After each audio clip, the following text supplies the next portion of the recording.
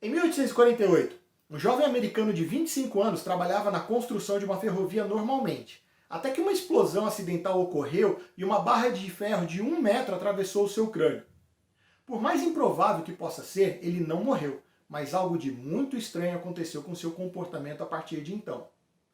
Meu nome é Jefferson Murac, eu sou médico e veja comigo essa história agora no canal Medicina e Histórias.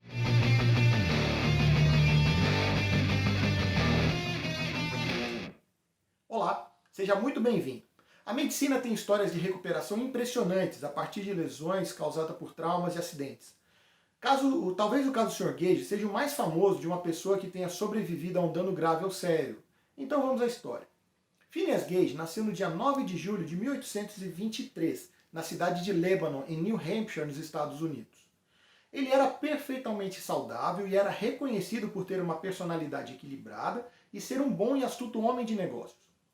Ele acabou se tornando um operário e líder de um grupo de trabalhadores que estavam construindo uma estrada de ferro da empresa Rutland e Burlington Railroad, próximo a Cavendish, no estado de Vermont. Exatamente porque o Gage era o funcionário mais capaz e mais eficiente entre eles. No dia 13 de setembro de 1848, Gage estava encarregado de preparar uma explosão em uma rocha. E como é que isso era feito naquela época? Ele tinha que fazer um furo na rocha, colocar pólvora e o pavio dentro desse buraco. Em cima da pólvora e desse pavio precisava de uma camada de areia para evitar uma explosão descontrolada. Para isso era necessário uma barra de ferro de mais ou menos 1,10 m de comprimento e 3 centímetros de largura para assentar a areia em cima da pólvora. Mas nesse dia tinha uma outra pessoa de seu grupo para colocar a areia no buraco que o Gage estava fazendo. Na verdade, o Gage só precisava socar a areia no buraco para acabar a tarefa. Nesse momento, ele estava sentado em uma prateleira de pedra acima do buraco, um nível acima do buraco. As outras pessoas do grupo estavam em uma cova atrás do Gage e seu assistente. Eles então chamaram o Gage, que olhou para trás virando a cabeça e olhando por cima do ombro direito. Nesse momento, ele achou que o seu assistente tinha colocado a areia no buraco da pedra, só que não! Quando o Gage deixou a barra de ferro cair sobre a pólvora, a explosão foi imediata e a barra de ferro atravessou o seu crânio, lançando ele para trás a vários metros de distância. Ele caiu de costas e fez alguns movimentos convulsivos dos braços e das pernas, mas voltou a falar em poucos minutos. A barra de ferro entrou no ângulo inferior da mandíbula esquerda, em direção para cima e para a direita e saiu no topo da cabeça do lado direito. Gage caiu com um sangramento importante e saída de massa encefálica pela ferida na cabeça, mas surpreendentemente ele conseguia falar normalmente e sentia apenas pouca dor. Ele foi levado de carroça para ser atendido pelo Dr. John Martin Harlow, e em seus relatos, Dr. Harlow descreve que Gage saiu praticamente sozinho da carroça, com pouca ajuda dos seus companheiros. Ele parecia totalmente consciente e exausto por conta do sangramento. Gage então apontava para a ferida no rosto e dizia para o médico: a barra de ferro entrou aqui e atravessou a minha cabeça. Lembre-se que nós estamos no ano de 1848 e a medicina daquela época não é nada parecida com o que temos hoje em dia. Além da massa encefálica saindo pela ferida, o olho esquerdo de Gage também estava bastante machucado. O Dr. Harlow também descreveu que passou o dedo indicador da mão direita pela ferida na cabeça em toda a sua profundidade em direção à bochecha, e esse dedo encontrou o outro dedo indicador da mão esquerda que ele colocou na ferida da bochecha em direção à cabeça. No dia seguinte ao acidente, ele já tinha reconhecido a sua mãe e o seu tio. 10 dias depois do acidente, a visão no olho esquerdo, que tinha sido muito danificado no acidente e que já não estava tão bem, ele acabou perdendo a visão nesse olho. No dia 25 de setembro, o Dr. Harlow percebeu que algo no comportamento de Gage havia mudado. Até então parecia bastante racional e se lembrava do acidente, além de todas as pessoas que o visitavam. Perguntava inclusive quem era a pessoa que tinha ficado no lugar dele no trabalho.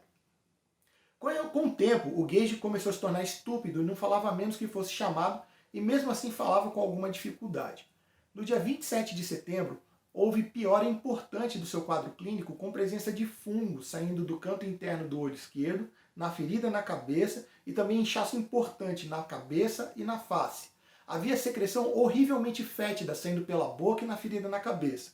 A essa altura, amigos e acompanhantes estavam apenas esperando a hora da morte de Phineas Gage.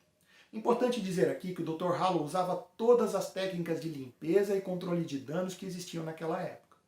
Quando ele abriu o local na face que estava mais inchado, próximo do nariz, saiu cerca de 250 ml de pus, muita coisa.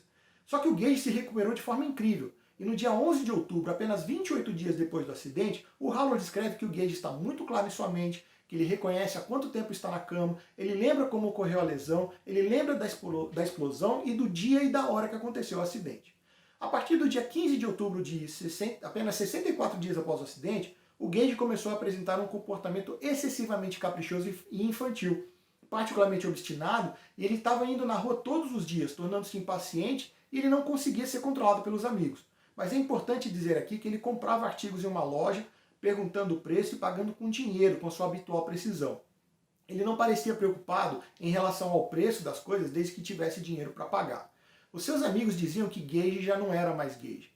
No dia 25 de novembro, ele foi para casa, e a sua mãe relatou para o Dr. Harlow que o Phineas costumava entreter os seus sobrinhos e sobrinhas com os mais fabulosos contos e histórias sem qualquer fundamento, exceto em sua imaginação. Ele desenvolveu um grande carinho por animais de estimação e crianças.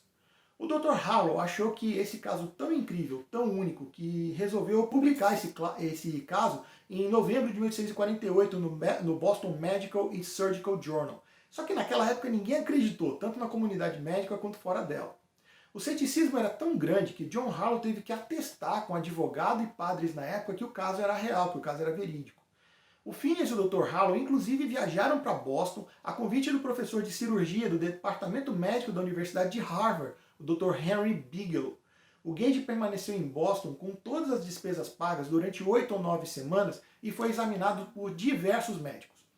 Ao final, o Dr. Bigelow estava completamente convencido que o caso era real. A vida de Gage após o acidente tem todos tipos de histórias e fábulas. Nesse vídeo eu vou me basear nas descrições do Dr. John Harlow sobre o caso. Na verdade, pouca coisa se sabe nos 11 anos e meio que ele viveu após o acidente. Ao que tudo indica, no início de 1851, até próximo da sua morte, 9 anos depois, Gage trabalhou em apenas uma ocupação, embora em 2 lugares diferentes. Ele trabalhou como cocheiro, primeiro em Dartmouth, no estado de New Hampshire, por um ano e meio, e depois ele veio aqui para a América do Sul, no Chile, em uma posição semelhante, por mais 7 anos, entre Valparaíso e Santiago, dirigindo carruagens pesadas puxadas por 6 cavalos. Depois disso, ele voltou para São Francisco, onde morava sua mãe e a sua irmã. Após a volta da América do Sul, o Dr. Harlow perdeu todo o rastro dele e somente teve notícias em 1866, quando Harlow descobriu que o Gage estava morto, após várias crises convulsivas no dia 21 de maio de 1861. O Harlow lamentava não ter conseguido fazer a necrópsia para ver o cérebro de Gage e descrever suas lesões, mas a mãe e os amigos de Gage cederam o crânio do Phineas após a exumação do corpo para estudo. O acidente do Phineas Gage foi utilizado para revalidar e refutar várias teses relacionadas à neurologia, neuropsicologia e neurociências. O contexto da época em que ocorreu o acidente com Gage é que era o crânio, o formato do crânio, na verdade, determinava o quanto alguém poderia ser inteligente, sua personalidade e seu comportamento. Essa pseudociência era chamada de frenologia. Na época, os defensores dessa tese alegavam que a parte do cérebro afetada de Gage no acidente era relacionada à benevolência e à veneração, que era na parte de cima do cérebro, por onde a barra de ferro saiu da cabeça do Gage. Inclusive, o Dr. John Harlow era adepto da frenologia. Na década de 30 do século passado, alguns pacientes submetidos à cirurgia cerebral radical apresentaram alterações no comportamento que foram atribuídos à semelhança do que aconteceu com Phineas Gage, o que acabou tornando Gage em um mentiroso, mal-humorado, psicopata e fanfarrão, sem qualquer comprovação de que ele tinha alguma dessas atitudes e comportamento.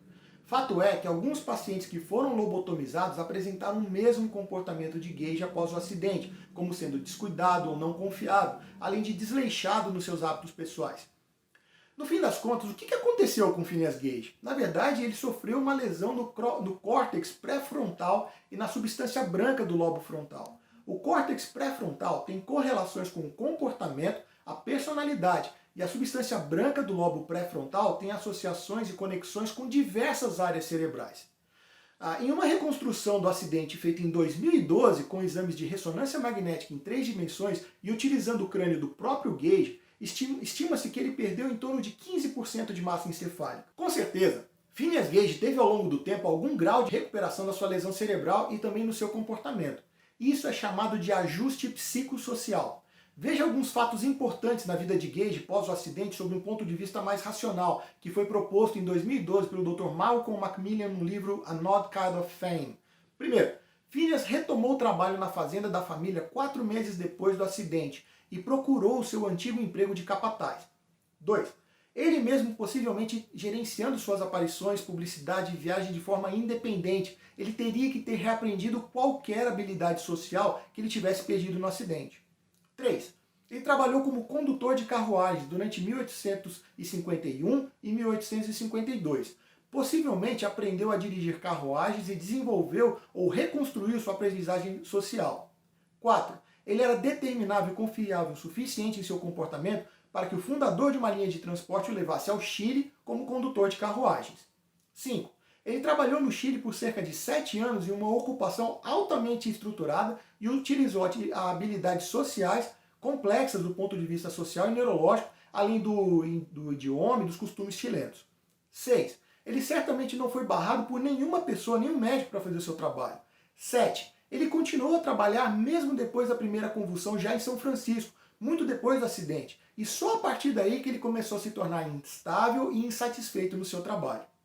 Na verdade, o cérebro não é dividido por partes, mas ele é classificado de acordo com o tipo de neurônio, a histologia e a arquitetura celular, também chamado de citoarquitetura e suas conexões. Hoje há mais de 180 áreas mapeadas em cada hemisfério cerebral, e são essas áreas chamadas de Brodmann, mas eu não vou entrar nesse assunto nesse vídeo. Duas características marcantes foram determinantes para a recuperação parcial de Phineas Gage. Primeiro, as associações entre essas áreas funcionais do cérebro, uma vez que não há uma área isolada que determina uma função cerebral, e que na verdade existem áreas principais que recebem conexões de outras áreas cerebrais para exercer uma determinada função. E em segundo lugar, a capacidade de regeneração cerebral ou neuroplasticidade, ela também tem um papel fundamental na recuperação de pacientes com lesões cerebrais importante. O caso de Phineas Gage é importante porque ele trouxe luz para o melhor entendimento das funções cerebrais, o que continuamos estudando e entendendo até hoje, mais de 170 anos depois desse acidente. O crânio do Phineas Gage encontra-se exposto até hoje no Museu Anatômico de Warren, em Harvard. Se você gostou do conteúdo, se inscreve no canal, curte o vídeo, comenta, ative o sininho para receber informações sobre os próximos vídeos. Fique também ligado nas nossas redes sociais para outras histórias e informações incríveis. Um grande abraço e até lá!